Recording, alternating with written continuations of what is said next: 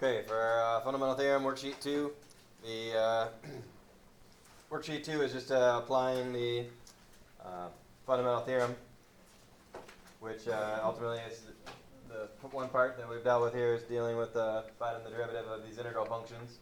And we know that the fundamental theorem just tells us that the answer to any derivative of an integral function is just the integrand evaluated at the upper limit times the derivative of the upper limit.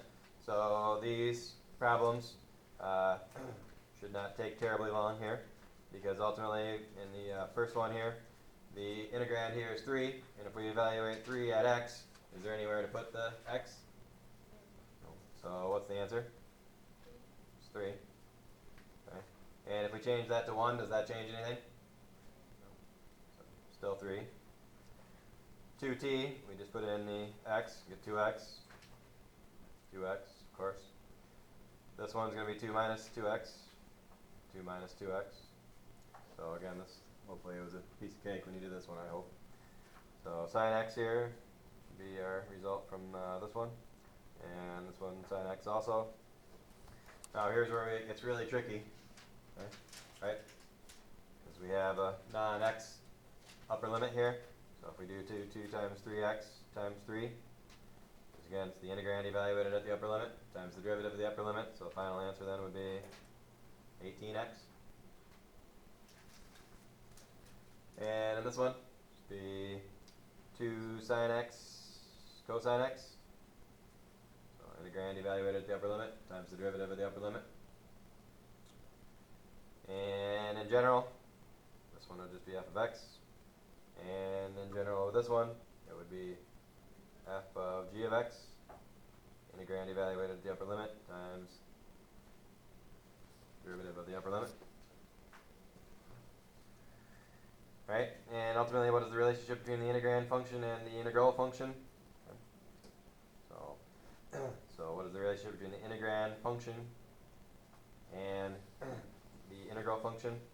Okay, ultimately, the integrand is going to be the derivative of the big F function. Ultimately, remember, we're anti-differentiating this to get big F. So how would we get from big F back to this? Okay, we would differentiate. Okay. Like I said, when we anti-differentiate this, we get big F. So when we anti-differentiate little f, we get big F. So that means when we differentiate big F, we get little f. So that means that our big F's derivative is little f in general. All right. Next part, so let's take a look at worksheet 3. Yes. How would that be, say, for number 7? For number 7 here? Yeah. So what about it now? Derivative of sine x would be cosine x. Right? Right. So, Well, remember the antiderivative of sine here would be negative cosine, right? yeah. But then if we took negative cosine and we differentiated that, we'd get positive sine.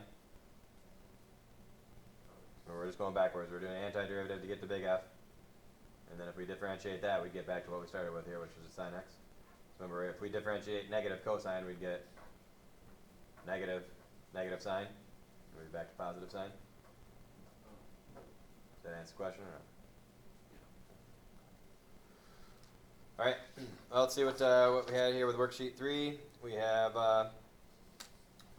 then we'll go through the derivation of the second part of the the first part of the fundamental theorem. But let's look at the exercises here.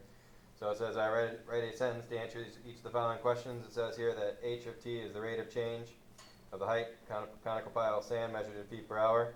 And the question is, what does this integral represent? And it says answer in correct units. So if we have this rate function that's measured in feet per hour, and we find the area under it, we're going to get total what? We're going to get total. And again, keep in mind this is the height, right? So this is going to be the total feet of sand. Okay. And again, it's going to be the height of the pile, if you will. times 0 through 5, which means the first 5 hours.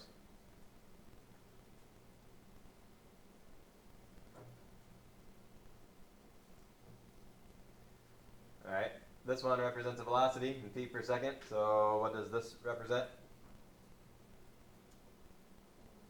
Total distance traveled. It's not total distance. And if this the velocity went negative, it wouldn't be total distance, would it? It might be total distance, but we can't tell that for sure unless it was absolute value. So ultimately, this would be the displacement. And feet. From time 3 seconds to 10 seconds.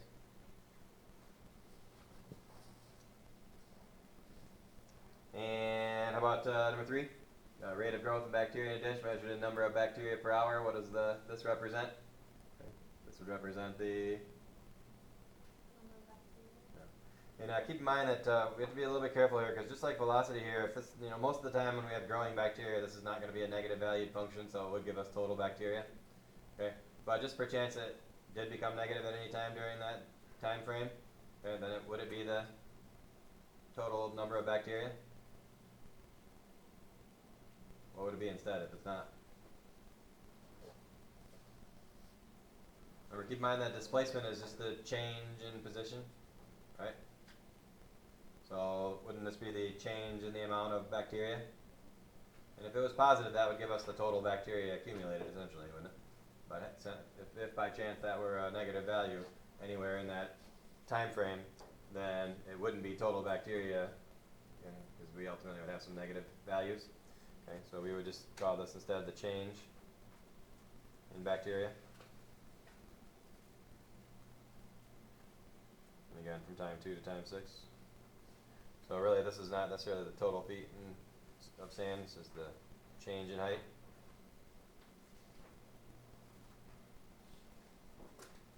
So that'd be a better way to state it. Call it the change in height. Like I said, in most cases, those kind of functions that are given to us are going to be positive values, so it's going to give us a total of something. But just in case it's not, we should state it as such. All right. Let's take a look. Next page. Alright, on this one, number 4, says that the velocity of a moving particle on the x-axis and the position at time 5 is 5 at time 2. We want to write an integral expression that represents the position of the particle at time 10. And then we want to write an integral expression that gives the total distance traveled by the particle from time 2 to time 10. Okay. So bottom line here is that we know that our initial position here is 5. So if we start at 5 and then we accumulate the change in position here all the way to time 10, we're going to go from 5 to 10 of v of t dt. And ultimately that expression that we wrote gives us displacement. So we're starting at 5, but if I get the integral of v from 5 to 10, that's going to give me the displacement. So whatever that turns out to be is going to be added to the 5, and that will give me my new position. Fair enough? If it's all positive value, then my new position is going to be something bigger than 5. Okay, does it necessarily have to be bigger than 5? No. Could be a negative velocity. Okay, at some point, could have more negative than positive, and it could be less than 5. Jeff? Don't you start at t equals 2, because it said the value is 5. Oh yeah, t equals 2, so it'd be 2 to 10. So integral should be 2 to 10 then. Yeah, going up to 10. Good. And then finally, write an integral expression that gives us the total distance traveled by the particle from time 2 to time 10. Ultimately, total distance is going to be from 2 to 10 of the absolute value of v of t dt. How come the 5 doesn't factor into that?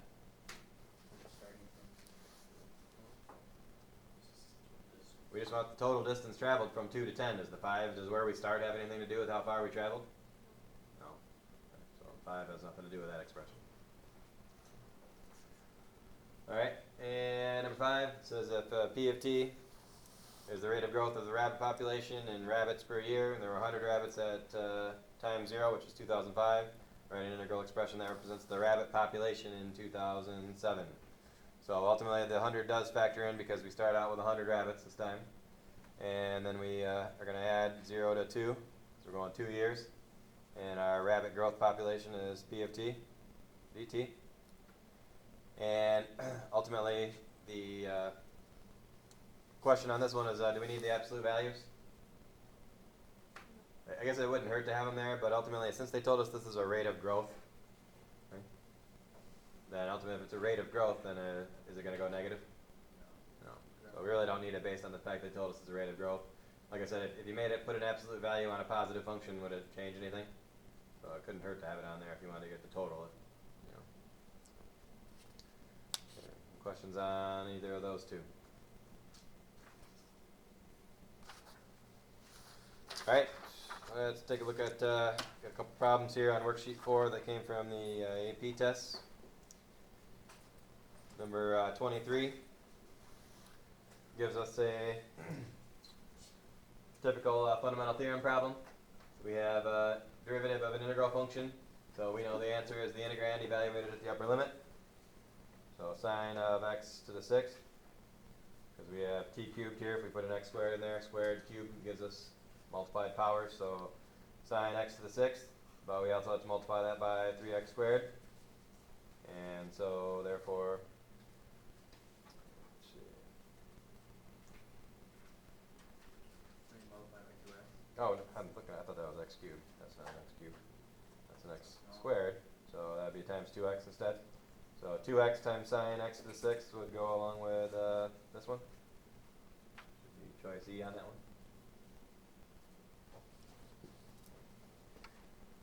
All right, the next question, this was from the calculator section. It says that we have a rate of change of altitude of the balloon from time 0 to time 8, which the following expression gives the change in altitude during the time when the altitude is decreasing. Okay? So bottom line here is that we know that the change in altitude is going to be given by some integral of the r function here, because the r is measured in it's the rate of change of altitude. So bottom line is, if we integrate that, we're going to get the change in altitude. Okay, and ultimately, so that means that our r of t is going to be the integrand here. So that means that d and e are both out. We don't want to differentiate r prime, because remember, r prime is like a velocity, or r is like a velocity. If we had r prime, that would be like an acceleration.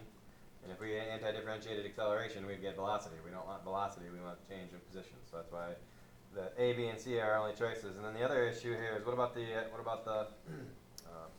upper and lower limits? Well, ultimately we need to figure out the times when the altitude is decreasing.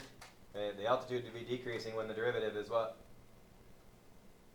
The derivative is negative. So if we were to graph this derivative here, which again it's a calculator problem, so we don't need to graph it by hand or anything like that. So we got x cubed minus 4x squared plus 6. And if we go 0 to 8 on that, they gave us was the time frame, right? We can see that it does go negative there, and so ultimately we just need to find these 2 points here. And again, it's a calculator problem, so you can find them with your 0 command. And it turns out that the only legitimate answer is that one. I mean, if you check those two, you see that they are 1.3 or 1.572 and 3.514. Questions on that one?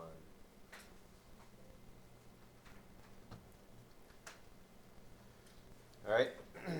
The next one, again, it's a calculator problem.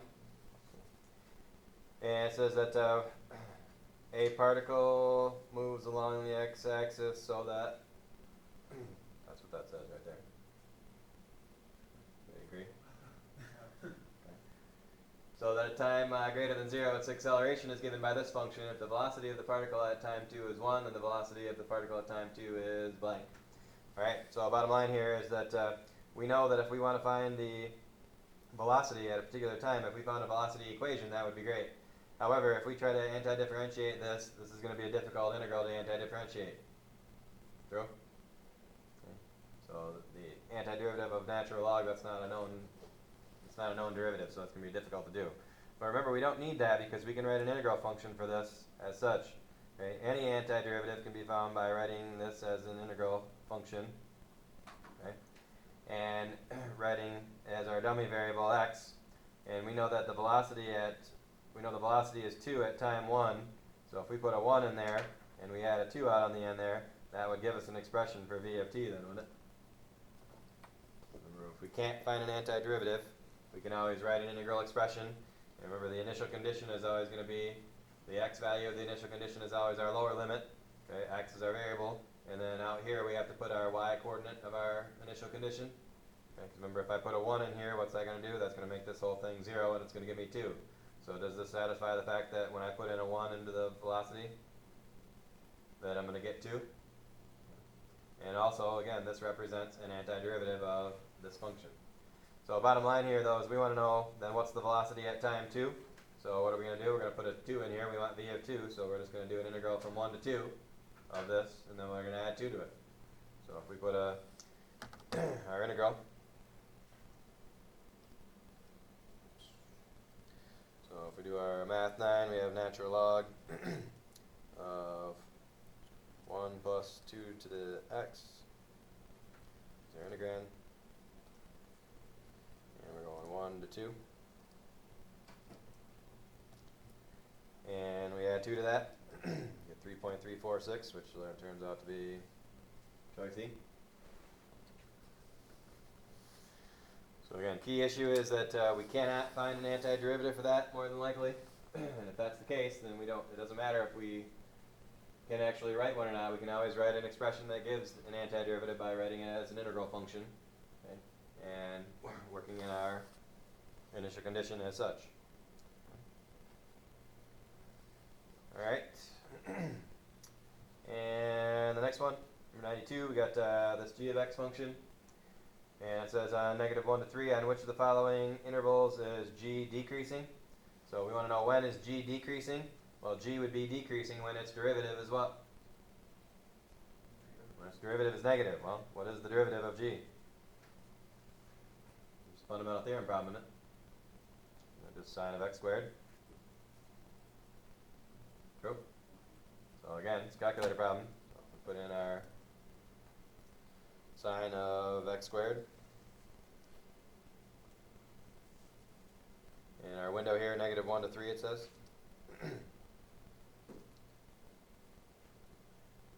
And we can see that we have a negative derivative. I'm going to change my window to negative 3 to 3 just so we can see it a little bit better. Looks like we have a 0 here, which should not be surprising because we have a sine of 0 is 0, we know. It looks like it's negative from here to here. So bottom line is if we find those 2 points, should have our answer. So 1.77 is one of them. So it looks like this one's the only option. That letter D.